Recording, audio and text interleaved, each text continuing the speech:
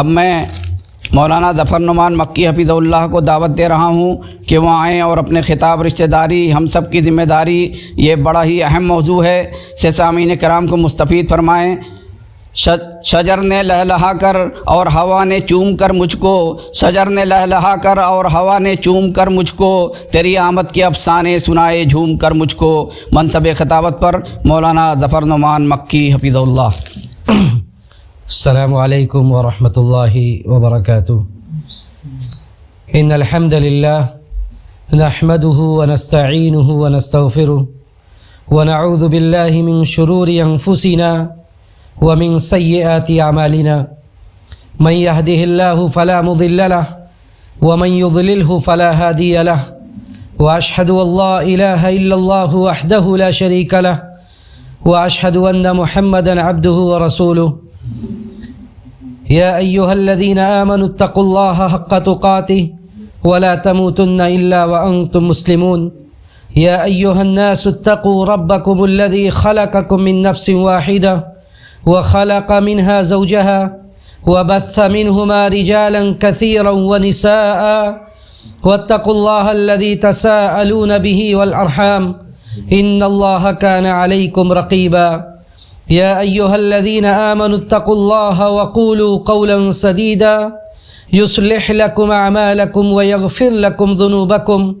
ومن يطع الله ورسوله فقد فاز فوزا عظيما۔ أما بعد فإن خير الحديث كتاب الله، وخير الهدي هدي محمد صلى الله عليه وسلم، وشر الأمور محدثاتها، وكل محدثة بدعة، وكل بدعة ضلالة، وكل ضلالة في النار۔ فأعوذ بالله السميع العليم من الشيطان الرجيم، فهل عسيتم إن توليتم أن تفسدوا في الأرض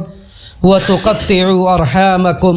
أولئك الذين لعنهم الله فأصمهم وأعمى أبصارهم۔ معزز ناظرین، وے ٹو جنہ چینل کی جانب سے ضلع جمعیت اہل حدیث بنارس کے سرپرستی میں اتحاد ابنائے سلفیہ کے زیر اہتمام آج کا یہ آن لائن اجلاس عام منعقد کیا گیا ہے۔ جن لوگوں نے بھی اس میں حصہ لیا ہے کسی بھی طرح سے، ہم اللہ سبحانہ و تعالیٰ سے یہی دعا کرتے ہیں کہ رب العالمین تو ان سب کی کاوشوں کو شرف قبولیت سے نواز دے۔ دیکھیے، یہ اسلامی تصور ہے، اسلامی تعلیم نے ہمیں اس بات سے آگاہ کیا کہ اللہ سبحانہ و تعالیٰ نے ایک مرد اور عورت سے اس دنیا کے انسانوں کو بسایا۔ ان کے اصل ماں باپ ایک مرد اور ایک عورت ہیں، اور اس طرح سے وہ اسلامی بھائی اور اسلامی رشتہ داری سے جڑ گئے۔ اور اسی لیے نبی علیہ الصلاۃ والسلام نے یہ بھی واضح کیا کہ جب آپس میں بھائی بھائی ہیں، آپس میں رشتہ دار ہیں مسلمان، تو ان ایک مسلمان کا دوسرے مسلمان کے متعلق، ابھی میں قریبی اور نسبی رشتہ داری کی بات نہیں کر رہا ہوں، ایک مسلمان کا دوسرے مسلمان کے متعلق کیا تصور ہونا چاہیے، اس کے دل میں کیا احساسات ہونے چاہیے، کیا فیلنگس ہونی چاہیے۔ نبی علیہ الصلاۃ والسلام نے فرمایا کہ مثل المؤمنین فی توادہم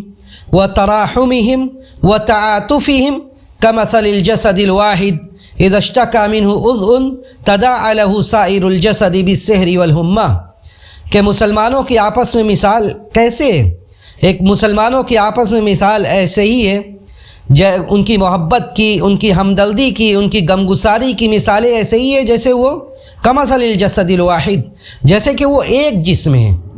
ایک جسم ہے، جب جسم کے ایک حصے میں، جب ایک جسم ہے اور اس کے کسی بھی حصے میں تکلیف ہوگی، کسی بھی حصہ کوئی مرض کا شکار ہوگا، اس میں کسی طرح کی بیماری لاحق ہوگی، تو پورا جسم اس کے اس مرد کو، اس تکلیف کو، اس بیچارگی کو محسوس کرے گا۔ تو ویسے ہی نبی علیہ الصلاۃ والسلام نے کہا کہ ویسے ہی مسلمان کہیں بھی کسی بھی طرح کی پریشانی میں تو سارے مسلمانوں کو اس دکھ، اس تکلیف اور اس بیچارگی کو محسوس کرنا چاہیے، اور وہ جس طرح بھی اس کا مداوع کر سکتے ہیں، جس طرح بھی اس کا علاج کر سکتے ہیں، جس طرح بھی اس کو دور کر سکتے ہیں، اس کے لیے انہیں کوشش کرنی چاہیے۔ یہ تو عام بات ہوئی کہ ایک مسلمان کے دل میں دوسرے مسلمان کے لیے کیا ہونی چاہیے بات، اور اسی لیے جب یہ سارے مسلمانوں کے بارے میں یہ ہے تو اللہ سبحانہ و تعالیٰ نے جب لوگوں کو پیدا کیا، انہیں مختلف خاندان، مختلف قبائل اور مختلف کنبوں میں بانٹ دیا، اور بانٹنے کی وجہ صرف یہ تھی کہ تاکہ آپس میں تعارف ہو سکے، آپس میں ایک دوسرے کو پہچان سکیں، آپس میں ان کا جو رشتہ ہے اس رشتے کو بڑی سختی سے اس بات کی تاکید کی گئی کہ اس رشتے کو وہ نبھائیں اور اس رشتے کو وہ پہچانیں۔ حالانکہ اللہ کے یہاں سب سے متقی اور پرہیزگار وہی ہے جس کے دل میں سب سے زیادہ تقوی اور پرہیزگاری ہے۔ اللہ نے فرمایا کہ ان اکرمکم عند اللہ اتقاکم، اللہ کے نظر میں سب سے زیادہ معزز وہ ہے جس کے دل میں سب سے زیادہ تقوی اور خشیت ہے۔ اور ساتھ ساتھ یہ بھی نبی علیہ الصلاۃ والسلام نے فرمایا کہ لا فضل لعربی علی عجمی ولا لعجمی علی عربی، کسی عربی کو کسی اجمی پر، کسی اجمی کو کسی عربی پر، کسی کالے کو کسی گورے پر، کسی گورے کو کسی کالے پر کسی بھی طرح کی فضیلت نہیں ہے، بلکہ نبی علیہ الصلاۃ والسلام نے یہاں تک فرمایا کہ حسب و نسب کی بلندی یا حسب و نسب کی وجہ سے کسی آدمی کو آخرت میں کوئی درجہ اور کوئی مقام نہیں ملنے والا ہے۔ من بطأ به عمله لم يسرع به نسبه، جس کا عمل اسے پیچھے کر دے اس کا حسب و نسب اسے کھینچ کر آگے نہیں کر سکتا۔ من بطأ به عمله لم يسرع به نسبه، تو یہ ساری تمہیدات کے بعد اس بات کی تاکید کی گئی کہ آدمی کا جو رشتہ ہے، جو رشتہ داری ہے، وہ رشتہ داری ہم سب کی ذمہ داری ہے اسے نبھانا، اس کے لیے جو اس راستے میں جو مشکلات درپیش ہو اسے جھیلتے ہوئے نبھانا۔ ایسا نہیں کہ حالات ہمیشہ ہمارے قابو میں ہوتے ہیں، ہم جیسے حالات چاہتے ہیں، رشتہ داروں کے جیسے مزاج ہم چاہتے ہیں وہ سارے ہمارے قابو میں اور ہمارے فیور میں، ایسا نہیں ہے۔ اس کے باوجود اللہ سبحانہ و تعالیٰ نے بڑے سخت تاکید کی۔ جو خطبہ مسنونہ کی جو آیت ہے، جو خطبہ اللہ کے رسول صلی اللہ علیہ وسلم خطبہ حاجہ جسے ہم کہتے ہیں جو پڑھتے تھے، اس میں سورہ نساء کی پہلی آیت اللہ نے فرمایا کہ واتقوا اللہ الذی تساءلون بہ والارحام، کہ اللہ سے ڈرو، واتقوا اللہ الذی تساءلون بہ، اللہ سے ڈرو جس اللہ کا نام کا واسطہ دے کر تم سوال کرتے ہو، والارحام، اور اسی پر اللہ نے عطف کیا ارحام کو۔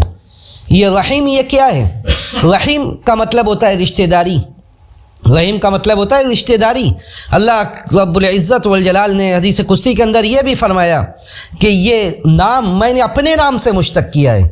اس کے لیے رشتہ داری کے لیے رحیم کا لفظ میں نے اپنے لفظ رحمان سے مشتق کیا ہے۔ اور اسی وقت اللہ نے یہ اعلان کر دیا کہ جو آدمی اسے جوڑ کے رکھے گا، اسے ملا کر رکھے گا، اس کے حقوق کا پاس و لحاظ رکھے گا تو میں اسے ملا کر رکھوں گا، میں اس پر اپنی رحمتیں نچھاور کروں گا، میں اس کے لیے اپنی رحمتیں عام کر دوں گا، اور جو اسے کاٹے گا میں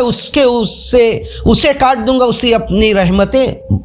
موڑ دوں گا، پھیر دوں گا اس سے اپنی رحمتیں۔ تو اللہ نے کہا کہ واتقوا اللہ الذی تساءلون بہ والارحام، تو دیکھیے کہ جہاں اللہ نے اپنے تقوی کا حکم دیا اسی پر عطف کرتے ہوئے، عربی کا یہ اسلوب ہے، اسی پر عطف کرتے ہوئے یہ کہا گیا کہ والارحام، کہ رشتہ داری کو کاٹنے سے بھی اللہ سے خوف کھاؤ، رشتہ داری کو کاٹنے سے بھی اللہ کا خوف کھاؤ، اللہ سے ڈرو۔ جس طرح اللہ سے ڈرنے کا اللہ نے خود حکم دیا، اسی طرح اس بات کا بھی حکم دیا کہ رشتہ داری کو کاٹنے سے بھی ڈرو اللہ سے، یعنی رشتہ داری کو نبھاؤ۔ ایک دو آیتیں اور دیکھیے، سورہ نساء میں اللہ سبحانہ و تعالیٰ نے کئی لوگوں کے بارے میں حکم دیا، یعنی رشتہ داری بہت، ماں باپ، رشتہ دار، قرابت دار، چچا، ماموں، خالہ، خالو، بہت سارے لوگ ہیں، ددیال کی طرف سے، ننیال کی طرف سے، سسرال کی طرف سے، بہت ساری رشتہ داریاں ہیں۔ اللہ نے کئی ایک کا تذکرہ کیا اور کہا کہ اعبدوا اللہ ولا تشرکوا بہ شیئا۔ دیکھیے سیاق و سباق جو ہے اس سے اہمیت پتہ چلتی ہے کہ اللہ نے سب سے پہلے کہا کہ اعبدوا اللہ ولا تشرکوا بہ شیئا، کہ لوگوں اللہ کی عبادت کرو اور اس کے ساتھ کسی کو شریک نہ کرو۔ وبالوالدین احسانا، حقوق العباد میں رشتہ داری میں سب سے بڑا رشتہ اس ماں باپ سے جس کے بطن، اس ماں سے جس کے بطن سے پیدا ہوئے، اور وہ باپ جس کا نطفہ رحم مادر میں ٹھہرا، جو ہمارے وجود کا، ہمارے پیدائش کا اس روئے زمین پر سبب بنے۔ تو اللہ نے کہا کہ وبالوالدین احسانا، کہ والدین کے ساتھ حسن سلوک کرو۔ वबिज़िल क़ुरबा। वालिदैन के बाद अगली कैटेगरी बयान की गई और कहा गया कि क़राबतदारों के साथ अच्छा सलूक करो। वबिज़िल क़ुरबा वल यतामा वल मसाकीन। उसके बाद ये कहा गया कि जो मिस्कीन हैं, वल यतामा वल मसाकीन, जो मसाकीन हैं, जो यतामा हैं, जो यतीम हैं, जिनके सर से बाप का साया बचपन में उड़ जाता है, जो यतीमी की ज़िंदगी गुजारते हैं, उनका भी ख्याल रखो, उनका भी ख्याल रखो। वल मिस्कीन, उसके बाद कहा गया वल जारि ज़िल क़ुरबा वल जारिल जुनुब। एक वो पड़ोसी जो पड़ोसी भी है और रिश्तेदार भी है, उस पड़ोसी का भी ख्याल करो, उससे भी ताल्लुक़ बना के रखो। वल जारिल जुनुब, और वो पड़ोसी जो रिश्तेदार नहीं है, वो पड़ोसी जो रिश्तेदार नहीं, सिर्फ है पड़ोसी है, उसका भी ख्याल करो। वल जारि ज़िल क़ुरबा वल जारिल जुनुब वस्साहिबि बिल जंबि। और जो वस्साहिबि बिल जंब, जिसका तर्जुमा ये किया जाता है कि जो पहलू का साथी है, यानी इससे मुफस्सिरीन ने लिखा कि हर जगह इंसान का रफ़ीक़े कार, चाहे बिज़नेस का पार्टनर हो, उसके इदारे में काम करने वाला हो, उसके कलीग से हो, जो भी उसके साथ रहने वाले हों, जो भी उसके साथ रहने वाले हों, उसके पार्टनर हो, उसके साथी हो, किसी भी तरह के उसके साथी और पार्टनर हो, उनसे भी अच्छा सलूक करो, अच्छा बर्ताव करो। वल जारि ज़िल क़ुरबा वल जारिल जुनुब वस्साहिबि बिल जंबि वब्नि सबील। और उसके बाद अगर मुसाफिर मिल जाए, मुसाफिर के साथ भी अच्छा सलूक करो, जिसका जितना हक़ है उतना हक़ उन्हें दो। वब्नि सबील वमा मलकत ऐमानुकुम, और जो तुम्हारे मातहत हैं, जो तुम्हारे मातहत हैं, तुम्हारे लौंडी और गुलाम, उनके साथ भी अच्छा सलूक करो। इन्नल्लाह ला युहिब्बु मन कान मुख्तालन फ़ख़ूरा। इस आयत को अल्लाह ने ख़त्म किया और कहा कि अल्लाह ताला फ़ख्र करने वाले और शेखी भगाने वालों को नहीं पसंद करता है। ज़रा आप गौर कीजिए कि आयत को इसी लफ्ज़ पर क्यों ख़त्म किया गया, क्यों ये कहा गया कि इन्नल्लाह ला युहिब्बु मन कान मुख्तालन फ़ख़ूरा, कि अल्लाह ताला ये पसंद नहीं करता कि आदमी जो शेखी भगाने वाला हो, बड़ी बड़ी डींगे मारने वाला, उसको अल्लाह नहीं पसंद करता है। गोया कि यहाँ पे ये कहा जा रहा है कि जो आदमी शेखी बघाड़ने वाला हो, जो आदमी तकब्बुर करने वाला हो, जो आदमी माल व दौलत मिलने के बाद और दूसरे नेमतें मिलने के बाद अपना आपा खो देने वाला हो, वो ना तो अल्लाह के हक़ को सही मानों में अदा कर सकता है और ना तो बंदों के हक़ को, जो उनके क़राबतदार हैं, जो उनके रिश्तेदार हैं, जिनसे सिला रहमी का हुक्म दिया गया, वो उनके हक़ को अदा कर सकते हैं। ना तो वो अल्लाह के हक़ को अदा कर सकते हैं और ना वो रिश्तेदारों के हक़ को अदा कर सकते हैं जिनसे सिला रहमी को वाजिब करार दिया गया। कुरान की हर आयत में बहुत ही ज़्यादा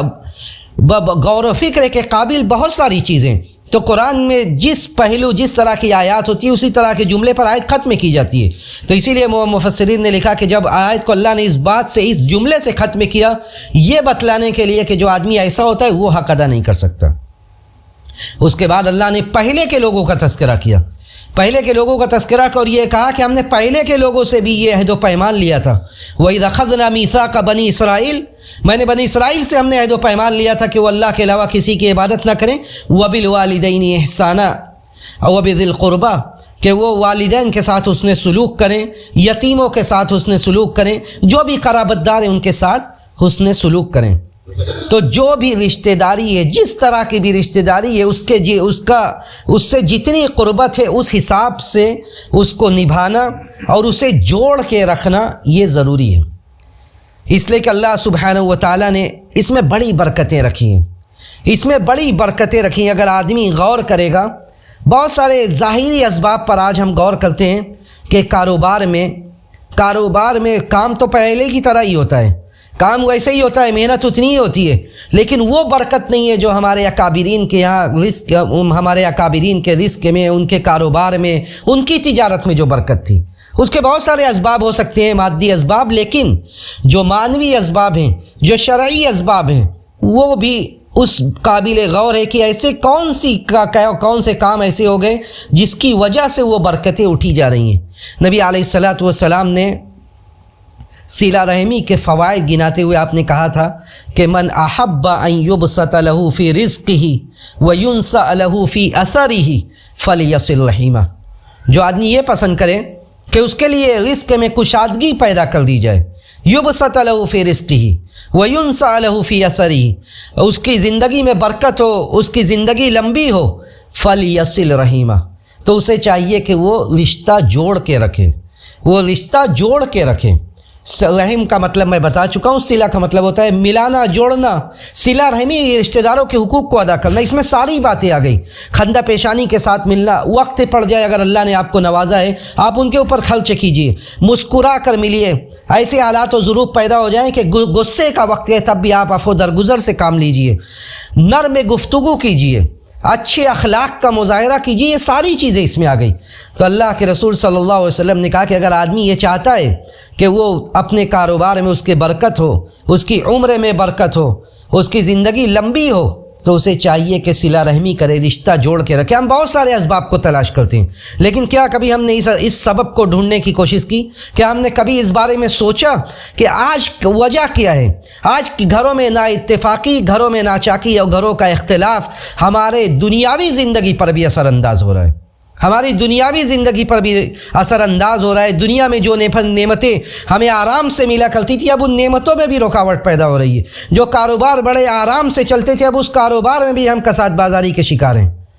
इसके असबाब बहुत सारे, लेकिन ये भी एक बड़ा सबब है कि घर घर की यही कहानी है, घर घर की यही कहानी है। बाहमी इख्तिलाफात के बाहमी इख्तिलाफात, रंजिश, एक दूसरे को नीचा दिखाना, एक दूसरे को हकीर समझना, एक दूसरे से रिश्ते नाते को काटना, ये सारी बीमारियां हर घर में, किसी खास और पर्टिकुलर आदमी या घर के बारे में मैं नहीं बात कर रहा, हर जगह यही सब है। उसके बाद नबी अलैहिस्सलातु वस्सलाम ने यह भी हुक्म दिया कि जब आदमी रिश्ता को जानना चाहिए, रिश्ते को जानना चाहिए कि हमारी रिश्तेदारी किससे है, इल्मुल अंसाब को जानने का अल्लाह के रसूल सल्लल्लाहु अलैहि वसल्लम ने हुक्म दिया और कहा कि ताल्लमू मिन अंसाबिकुम मा तसिलून बिही अरहामकुम, कि अपने अंसाब को, अपने नसब को जानो कि किससे तुम्हारा रिश्ता जुड़ रहा है। मा तसिलून बिही अरहामकुम, जिसके ज़रिए तुम अपने रिश्तों को जोड़ो। यानी जब पता चलेगा कि हमारा नसब कहाँ तक पहुँचता है, किससे हमारी रिश्तेदारी है, तो फिर हम उसे जोड़ने की कोशिश करना, ये हुक्म है दर हकीकत। फ़इन सिलतुर रहम, फिर उसके बाद अल्लाह के रसूल सल्लल्लाहु अलैहि वसल्लम ने इसी हदीस में कई एक फ़ायदा गिनाया। आपने कहा कि फ़इन सिलतुर रहम मुहब्बतुन फ़िल अहल, क्योंकि सिला रहमी से ख़ानदान में मोहब्बत पैदा होती है। सिला रहमी का एक मामूली सा उसलूब, मामूली सा अंदाज़ आप अपना कर देखिए, उससे आपके लिए लोगों के दिलों में मोहब्बत पैदा होगी। ऐसा नहीं कि माल ही से, ऐसा नहीं कि माल और दौलत से लोगों के दिलों को सिर्फ जीता जा सकता है, बल्कि आप गाहे बगाहे, आज सोशल मीडिया का दौर है, आपके हाथ में मोबाइल है, आपने गाहे बगाहे हफ्ते महीने में कि जो आपके रिश्तेदार हैं, आप अगर उनसे मिलने नहीं जा सकते, आपने उन्हें एक मैसेज डाल दिया, उनसे हाल चाल ले ली, दुआ सलाम कर लिया, इसी से वो खुश हो गए। बहुत सारे ऐसे लोग हैं जिनको आपसे कुछ नहीं चाहिए, लेकिन वो ये देखते हैं कि आप उनसे अटैच्ड हैं, आप उन्हें याद करते हैं, आप उनसे दुआ सलाम करते हैं, आप उन्हें पहचानते हैं। तो जो भी उसलूब है, जिस ज़माने का जो भी तरीका है, आप उस तरीके को अपना कर रिश्ते को जोड़िए। मा तसिलून बिही अरहामकुम, और यही फ़इन मुहब्बतुन फ़िल अहल, कि ये रिश्तेदारी को जोड़ने से ख़ानदान में मोहब्बत पैदा होती है। व मसराअतुन फ़िल माल, व मसराअतुन फ़िल माल, माल में कुशादगी होती है, माल में इजाफ़ा होता है। व मनसाअतुन फ़िल असर,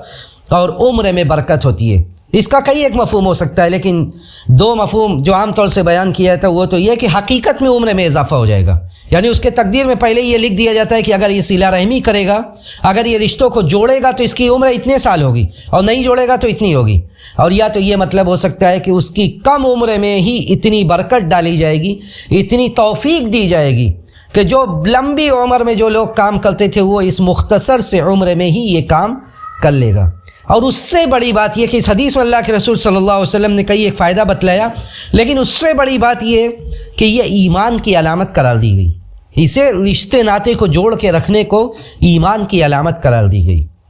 अल्लाह के रसूल सल्लल्लाहु अलैहि वसल्लम ने फरमाया कि मन कान युमिनु बिल्लाहि वल यौमिल आखिर फलयसिल रहीमा, कि जो आदमी अल्लाह पर और यौम आखिरत पर ईमान रखता है उसे चाहिए कि रिश्ता जोड़ के रखे, उसे चाहिए कि रिश्ता जोड़ के रखे। जिस तरह ईमान की बहुत सारी शाखें, ईमान के बहुत सारे काम हैं, उसी तरह आपका एक काम ये भी है कि आपको जिन रिश्तों नातों में जोड़ा गया है, जिन रिश्तों नातों की जिम्मेदारी आपके ऊपर आयद की गई है, आप उन रिश्ते नातों के हुकूक को समझिए, उन रिश्ते नातों के हुकूक को समझिए और उसे निभाइए। और उसके लिए बसा औकात बहुत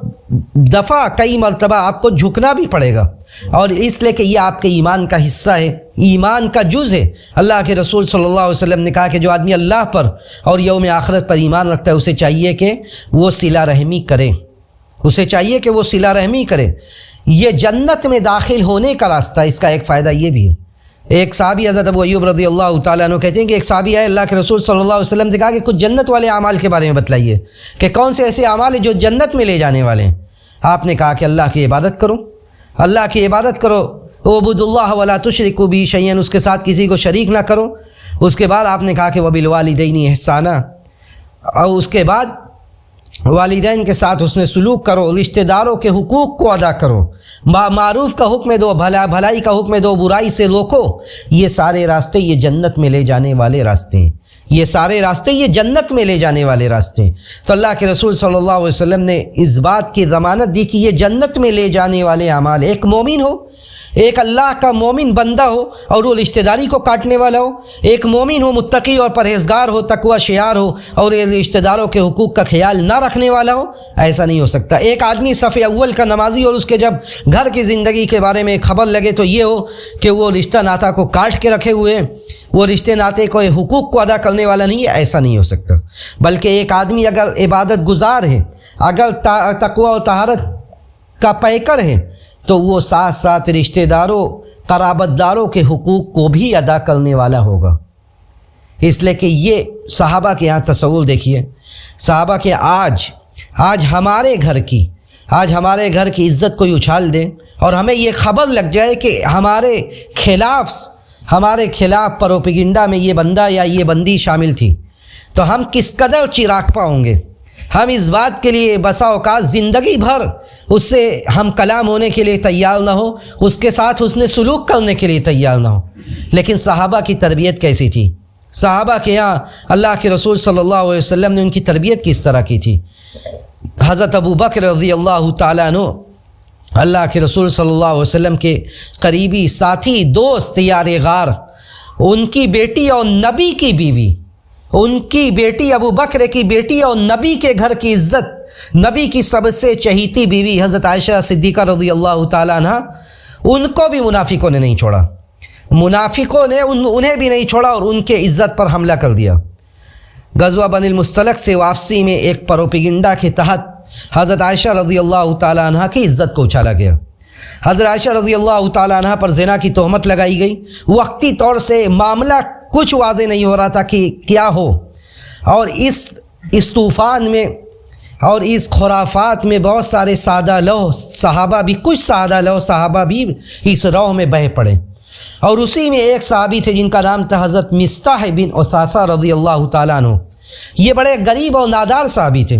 اور حضرت ابوبکر رضی اللہ تعالیٰ عنہ کے غالباً خالہ زاد بھائی تھے، اور ان کے پاس کچھ تھا نہیں۔ حضرت ابوبکر رضی اللہ تعالیٰ عنہ ان کے اوپر پیسہ خرچ کرتے تھے۔ حضرت ابوبکر رضی اللہ تعالیٰ عنہ مالدار صحابی تھے، تو حضرت ابوبکر رضی اللہ تعالیٰ عنہ ان کے اوپر خرچ کیا کرتے تھے۔ لیکن جب حضرت عائشہ رضی اللہ تعالیٰ عنہ کے بارے میں منافقین نے گفتگو کی، منافقین نے ان کی عزت کو اچھالا،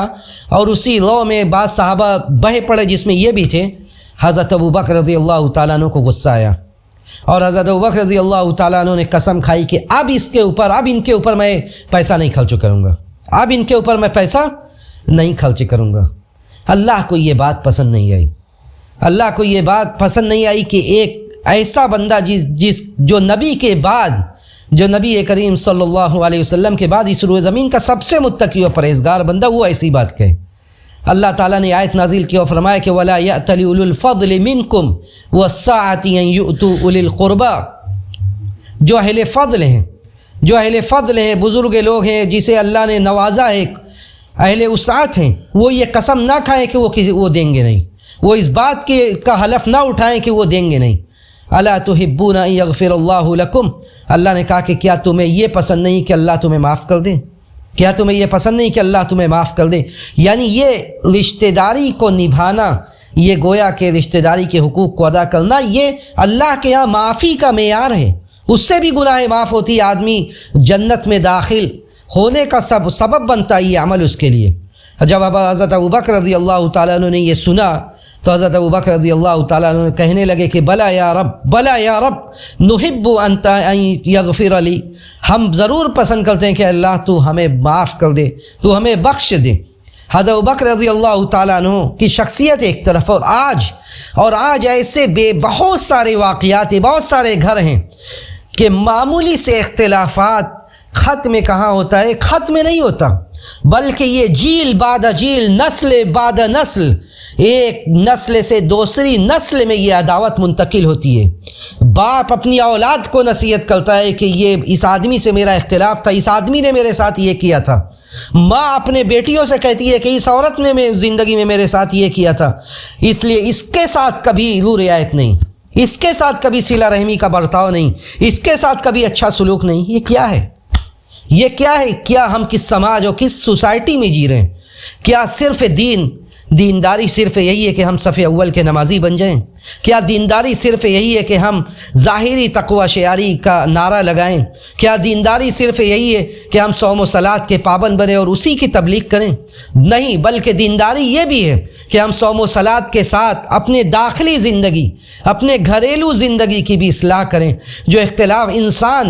انسان کو اللہ نے ایسا بنایا کہ ان سارے لوگوں کے مزاج برابر نہیں ہے۔ جب ساری انگلیاں آپ کی برابر نہیں ہیں، سارے لوگوں کے مزاج کیسے برابر ہو سکتے ہیں؟ کیسے آپ یہ گمان کرتے ہیں، کیسے آپ یہ سوچتے ہیں کہ آپ کے گرد و پیش میں رہنے والے لوگ، بلکہ ایک گھر میں ایک باپ کے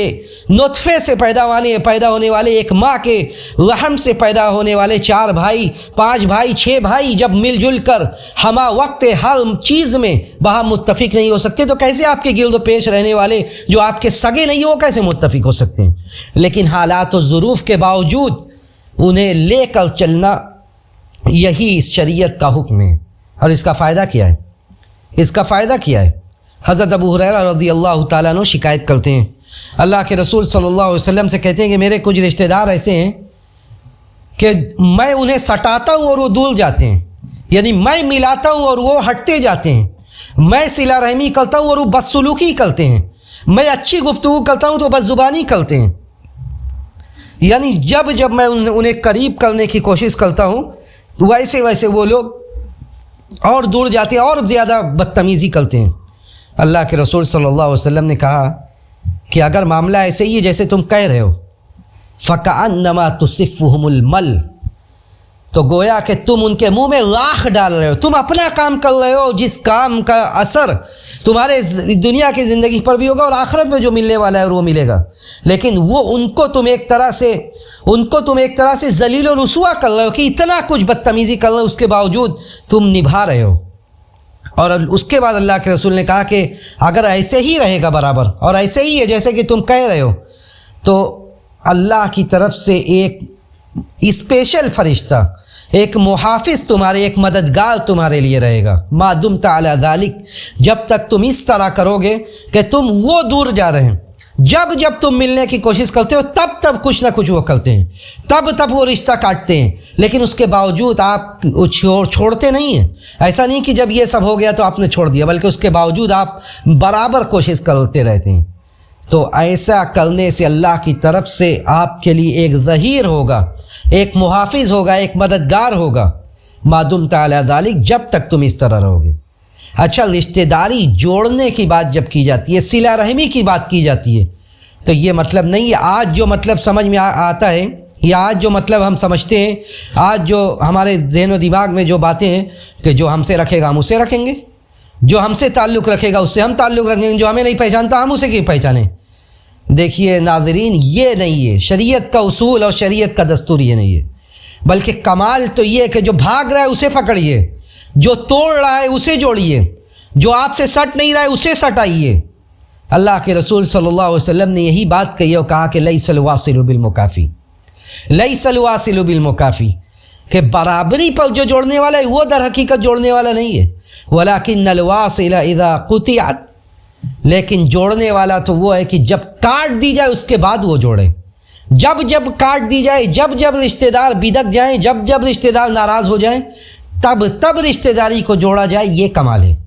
اور یہ سب کی ذمہ داری ہے۔ اگر آپ کر رہے ہیں تو آپ تو اللہ کے یہاں بہت بڑے اجر کے مستحق ہیں اور آپ اس کے اوپر حجت کو قائم کر رہے ہیں۔ جو آدمی بیدک رہا ہے، بھاگ رہا ہے، ہمیشہ ناک بھاؤ اس کی چڑھی رہتی ہے، گویا کہ آپ اس کے اوپر لاکھ اس کے منہ میں ڈال رہے ہیں اور آپ اس کے اوپر حجت قائم کر رہے ہیں، اور یہ قیامت کے دن آپ کے نام اعمال میں عظیم اجر ہوگا، اور اس کے منہ پر ایک تماچا ہوگا کہ برابر لوگ اسے بلاتے رہے، برابر اس کے رشتہ دار اسے سٹاتے رہے اور وہ ہمیشہ دور بھاگتا رہا۔ تو اللہ کے رسول صلی اللہ علیہ وسلم نے کہا کہ وَلَٰكِنَّ الْوَاصِلِ، جوڑنے والا تو وہ ہے کہ جب کاٹا جائے تب وہ جوڑے، جب کاٹا جائے تب وہ جوڑے۔ اور اسی لیے اتنی نازک اور لطیف چیز ہے یہ رشتہ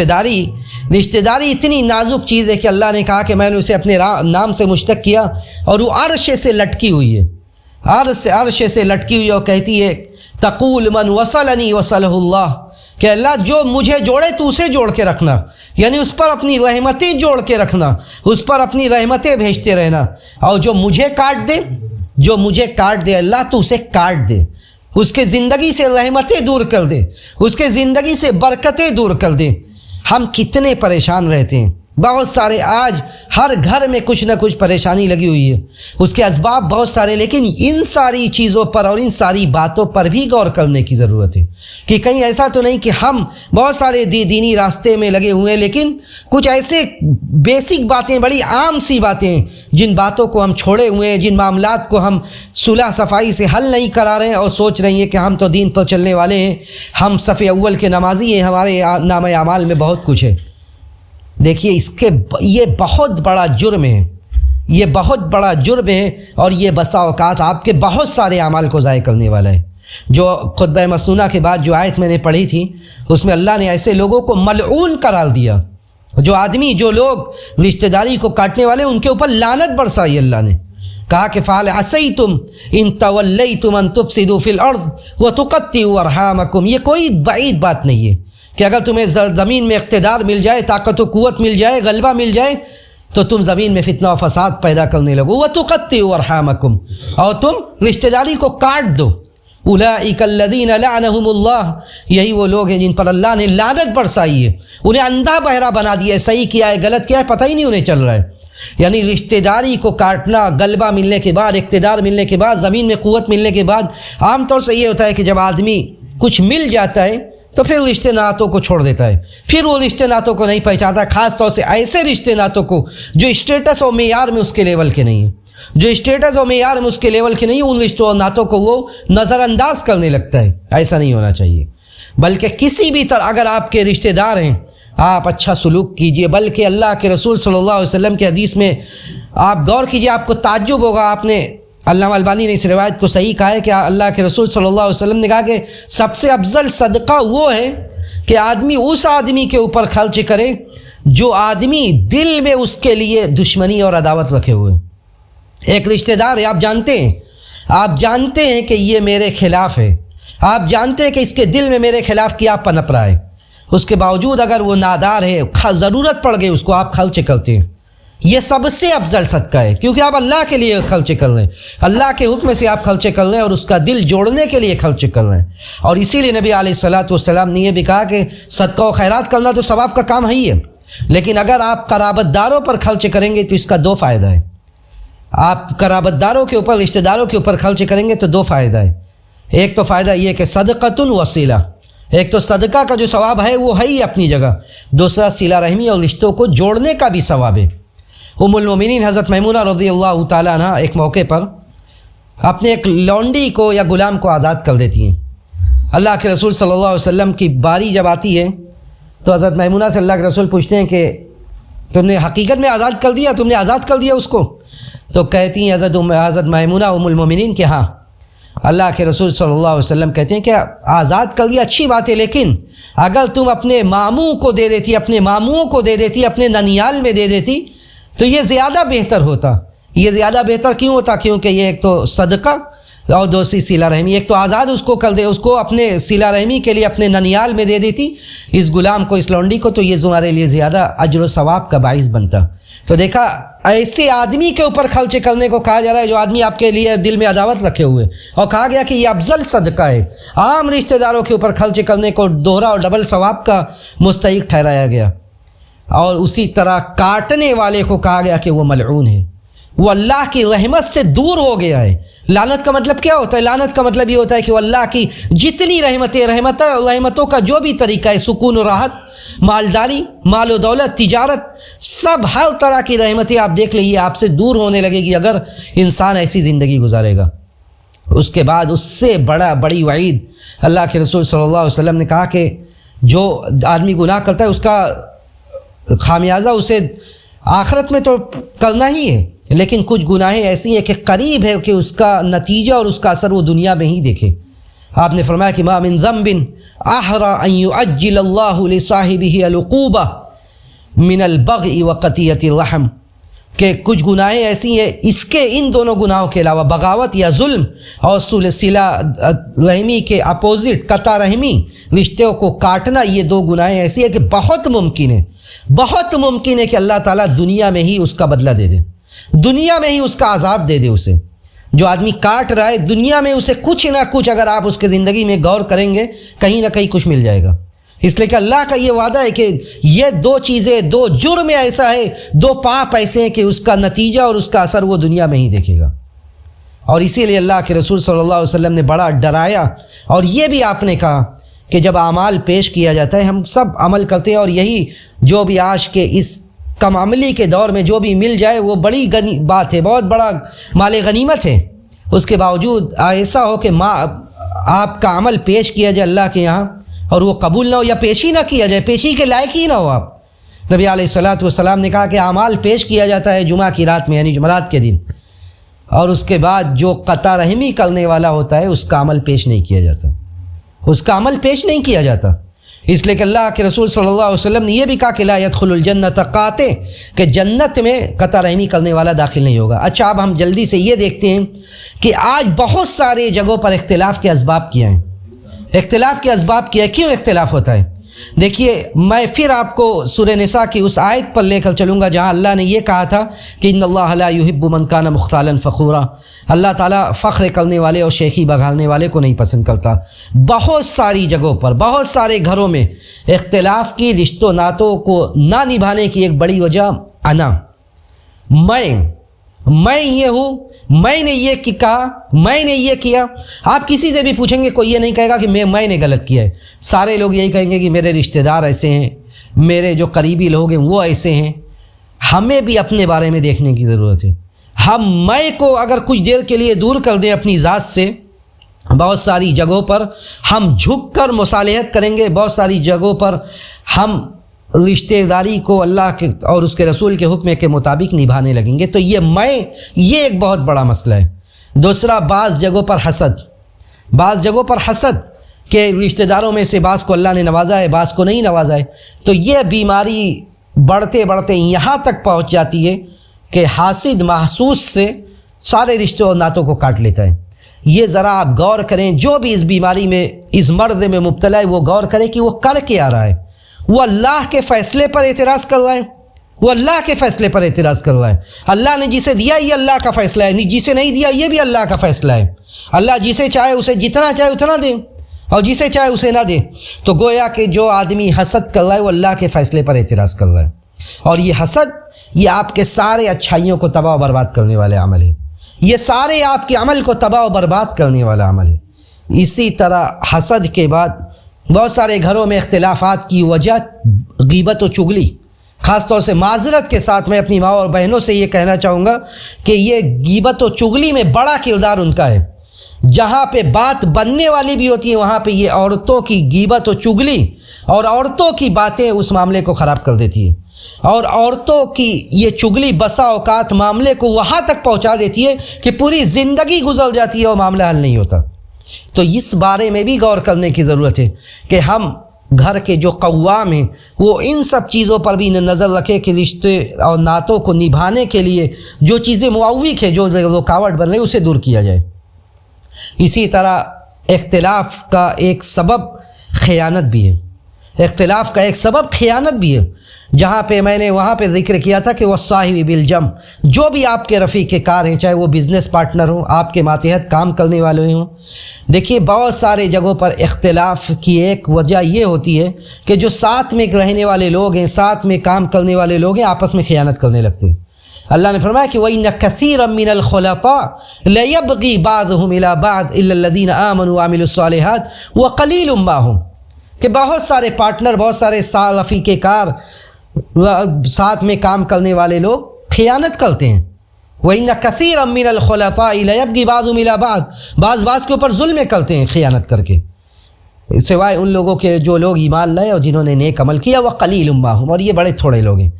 یہ بڑے تھوڑے لوگ ہیں. یعنی اکثر جب اس طرح کا معاملہ ہوتا ہے، اس طرح کے معاملے میں خیانت کا عمل دخل ہوتا ہے، تو ضرورت اس بات کی کہ ہم ایسا کام کریں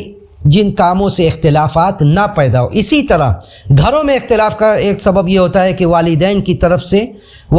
طرف سے 5 بچے ہیں، 5 بچے، ان کے درمیان عدل نہ کیا جائے، ان کے درمیان عدل نہ کیا جائے، ان کے درمیان انصاف نہ کیا جائے کہ سارے اولاد کو جب دیا جائے تو برابر دیا جائے، جب تقسیم کیا جائے تو برابر تقسیم کیا جائے. جب ایسا نہیں ہوتا ہے تب بھی اختلافات پیدا ہوتے ہیں. تو یہ کچھ اسباب تھے، اور رشتہ داری کے تعلق سے کچھ باتیں تھیں